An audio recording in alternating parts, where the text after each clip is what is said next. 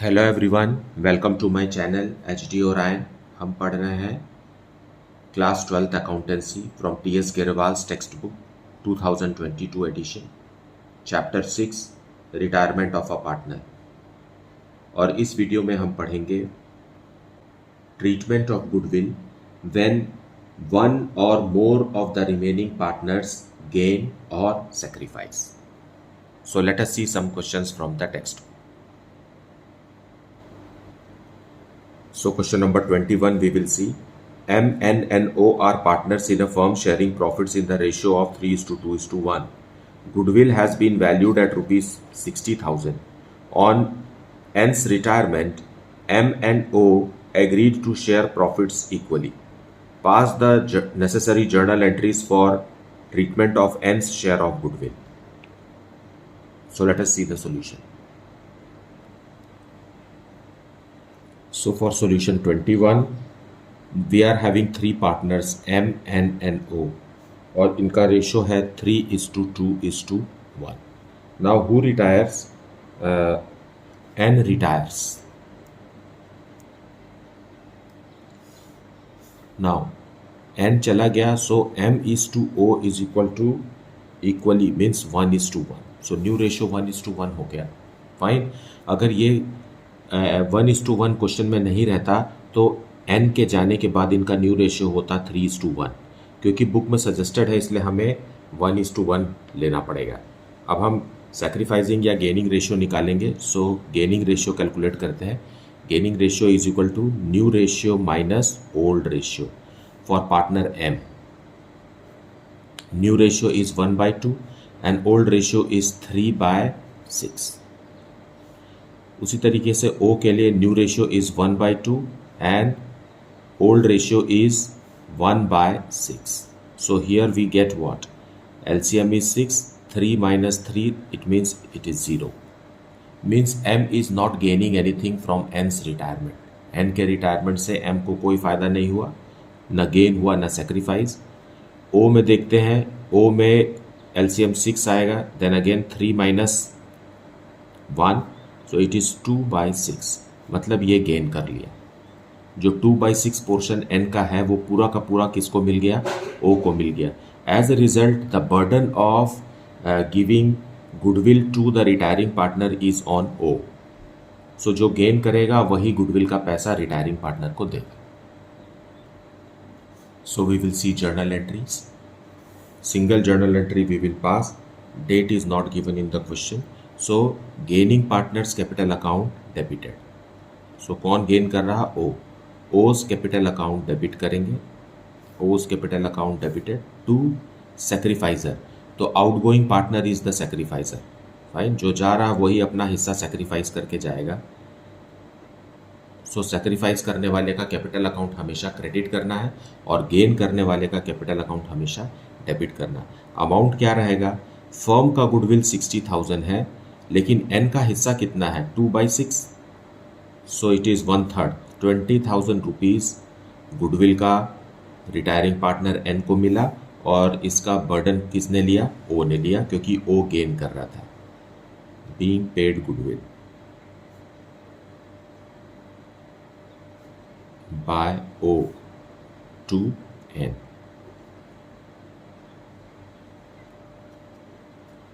Now let us see question number 22. A, B, C and D are partners in a firm sharing profits in the ratio of 2:1:2:1. On the retirement of C, goodwill was valued rupees 1,80,000. A, B and D decide to share future profits equally. Pass the necessary journal entry for the treatment of goodwill.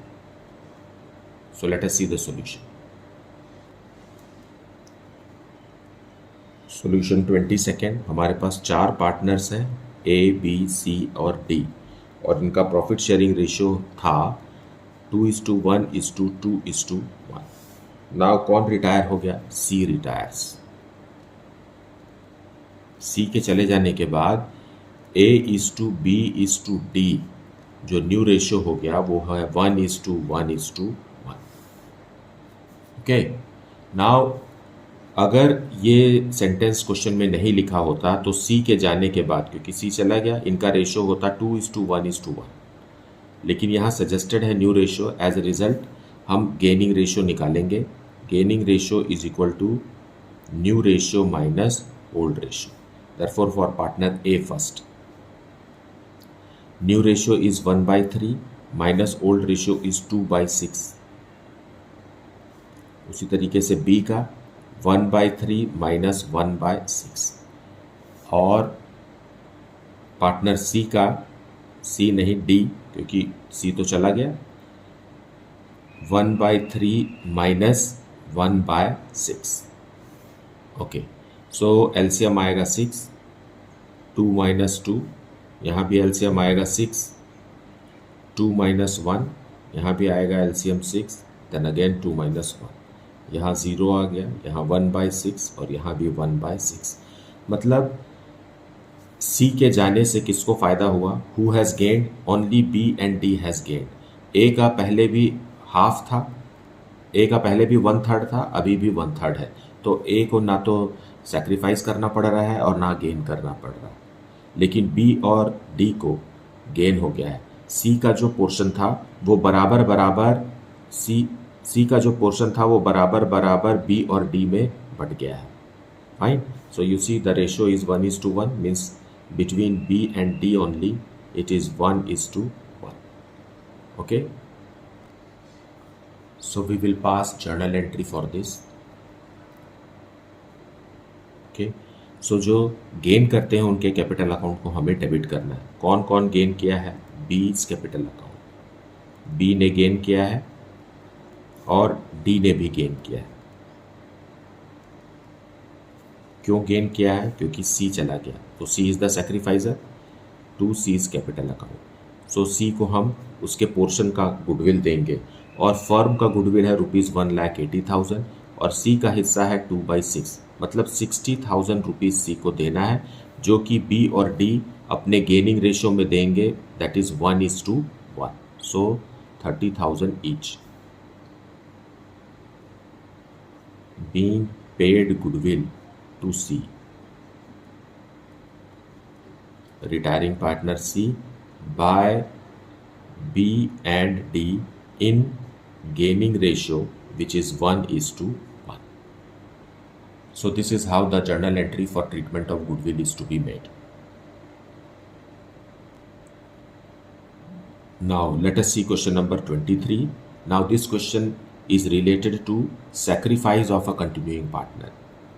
Fine, retiring partner के जाने से retiring partner अपना हिस्सा तो sacrifice करके जाता ही है, लेकिन ज़रूरी नहीं है कि कंटिन्यूइंग पार्टनर्स में सबको गेन हो। कभी कभी किसी को गेन नो सेक्रीफाइस भी होता है, लेकिन कभी कभी किसी कंटिन्यूइंग पार्टनर को सेक्रीफाइस भी करना पड़ता है, क्योंकि प्रॉफिट शेयरिंग रेशियो चेंज हो जाता है। So such a question is 23. Fine, A, B and C are partners in a firm sharing profits in the ratio of 6:5:4. Their capitals were ₹1 lakh A, B ₹80,000 and C ₹60,000 respectively. On 1st April 2009, A retired from the firm and the new profit sharing ratio between B and C was decided as 1:4.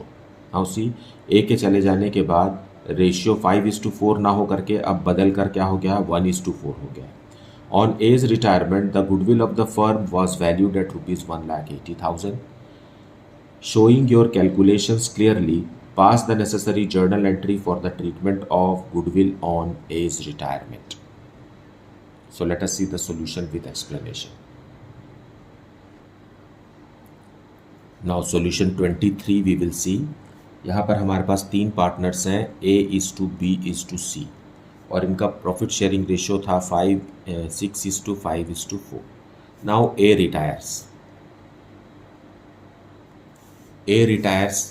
Retire हो गया। अब B और सी का जो profit sharing ratio हो गया है वो 1:4 हो गया है, सेम नहीं रहा है, तो हमें सेक्रीफाइस या गेनिंग रेशियो कैलकुलेट करना ही पड़ेगा। अगर 1:4 नहीं होता तो जो न्यू रेशियो बनता है यही हमारा गेनिंग रेशियो रहता है। Fine, now let us calculate gaining ratio. Gaining ratio is equal to new ratio minus old ratio. So gaining ratio पहले हम कैलकुलेट करेंगे पार्टनर बी के लिए, क्योंकि बी और सी में ही संभावना है कि वो गेन करें। तो new ratio, what is new ratio? 1/5 minus old ratio is how much? 5/15।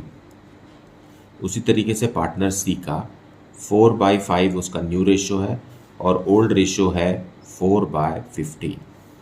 Okay, so LCM आएगा 15। हियर इट इज़ 3 - 5, यहाँ भी एलसीएम आएगा 15, इट इज़ 12 - 4। सो यहाँ आ गया आंसर -2/15। नाउ हम गेनिंग रेशियो कैलकुलेट कर रहे हैं और आंसर आ रहा है निगेटिव में, मतलब ये सेक्रीफाइस हो गया, ये सेक्रीफाइसिंग हो गया, मतलब न्यू रेशियो के हिसाब से बी को भी सेक्रीफाइस करना पड़ा। फाइन। और सी का देखिए, सी का कितना निकल रहा है? It is 8/15। ये पॉजिटिव है, मतलब ये गेन ही कर रहा है। So here it is sacrifice and here it is gain. So लेकिन सेक्रीफाइस और गेन तो बराबर होना चाहिए। तो यहाँ आप देखिए कि सेक्रीफाइस कम दिख रहा है और गेन ज़्यादा दिख रहा है, दोनों के डिनोमिनेटर में 15 है। ऐसा इसलिए हो रहा है क्योंकि हमने अभी ए को पिक्चर में नहीं लिया है। ए को भी अगर लेंगे तो ए का न्यू रेशियो तो 0 है और ओल्ड रेशियो क्या है? 6/15। सो इस तरीके से यहाँ आ गया -6/15। सो ये भी तो सेक्रीफाइस ही कर रहा है। फाइन, ये दोनों सेक्रीफाइस कर रहे हैं। तो आप देखिए दोनों के डिनोमिनेटर में 15 है, न्यूमरेटर में यहाँ 2 है, यहाँ 8 है, जो कि यहाँ 6 है, मतलब 8 के बराबर है। It means sacrifice and gain are always equal. इस बात को भी आप हमेशा समझिए और रिटायरिंग पार्टनर को भी साथ में लेने से हमें ये पिक्चर साफ साफ समझ में आता है। Now what is the amount? Amount को क्या करना है, मतलब हम इसको मल्टीप्लाई करेंगे total goodwill of the firm. So total goodwill of the firm is ₹1,80,000 से हम मल्टीप्लाई करेंगे इस रेशियो को। तो हमें जो अमाउंट आएगा, ये इसी अमाउंट से हमें जर्नल एंट्रीज करना है। So amount we will get 24,000, then here 96,000 and here 72,000। So जो सेक्रीफाइस करता है उसके कैपिटल अकाउंट को हमें क्रेडिट करना है और जो गेन करता है उसके कैपिटल अकाउंट को हमें डेबिट करना है। So this way our journal entry is to be made. So journal entry pass करेंगे, जो गेन किया है उसका कैपिटल अकाउंट हमें डेबिट करना है। So C has gain, so C's capital account debited, C's capital account debited 96,000 to जिसने sacrifice किया है। तो ए तो जा रहा है, तो ए ने तो सेक्रीफाइस किया ही है। A is the retiring partner और उसके हिस्से का गुडविल बनता है 72,000 रुपीज़ और साथ में एक कंटिन्यूइंग पार्टनर भी है बी जो सेक्रीफाइस कर रहा है। सो बीज कैपिटल अकाउंट 24,000, जो कि हमने ऊपर अभी कैलकुलेट किया है, being treatment of goodwill.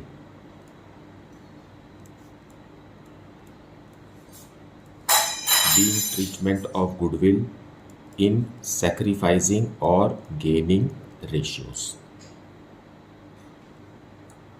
So this is how the concept is to be understood and this is the way to solve a question. मुझे उम्मीद है कि आपने आज का वीडियो भी अच्छे से देखा होगा और एक्सप्लेनेशन को भी सुना है। इसके बावजूद भी अगर आपको कुछ डाउट है then please put it in the comment section. Thank you so much for liking, subscribing and sharing the channel. And if you have not yet, then please do like, subscribe and share the channel. Thank you so much for watching the video.